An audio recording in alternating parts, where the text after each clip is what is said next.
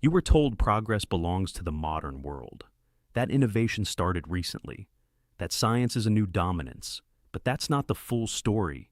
Because there was a time when the most advanced minds on Earth spoke your language. A time when knowledge wasn't imported. It was created, refined, expanded, taught to the world. And the ones leading it? Muslims. Not just in one field, in mathematics, medicine, astronomy, engineering. A civilization driven not just by curiosity, but by purpose. Because for them, seeking knowledge wasn't optional, it was worship, and that changes everything. Because when knowledge becomes part of your identity, you don't chase it occasionally, you build your life around it. That's what made the difference. They didn't separate faith from intellect, they combined them. The Quran constantly asked them to reflect, to observe, to think, to understand creation, and they took that seriously.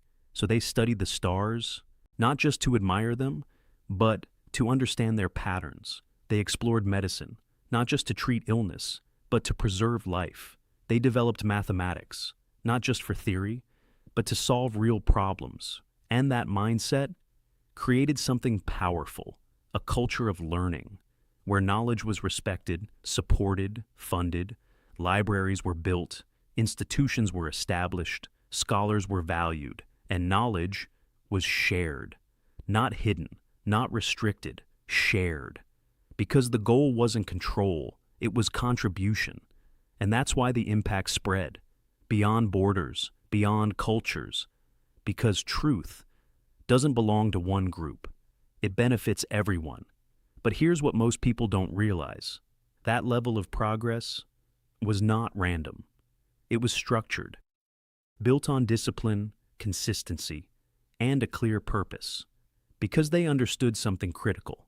Knowledge without application is incomplete. So they applied what they learned. They tested, refined, improved. And that's how advancement happens. Not just by knowing more, but by doing more with what you know.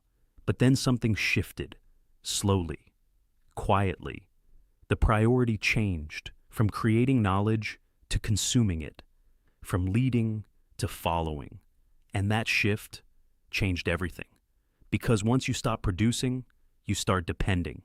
And dependence limits growth. Because now, you're not shaping the future, you're reacting to it. And that's where things are today. Access to knowledge has never been easier. Information is everywhere, but information alone doesn't create impact. Action does. And that's the missing piece, because the potential still exists. The capability is still there, but the mindset needs to return.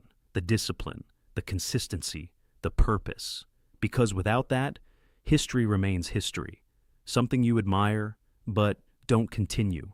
And that's the real loss. Not what was achieved, but what was not sustained. So now the question is, what are you doing with what you have? Because you don't lack access. You don't lack tools. You lack focus, direction, commitment. Because the same principles that built that era still apply today. Seek knowledge. Apply it. Stay consistent. Build with purpose. And over time, that creates results. Not instantly, but inevitably. Because progress is not about where you start. It's about what you sustain. So, don't just look at history and feel inspired. Use it. Let it challenge you. Because the legacy you admire was built by people who decided to take knowledge seriously. And that decision is still available to you. If this changed your perspective, subscribe, because the next video might change how you see your potential.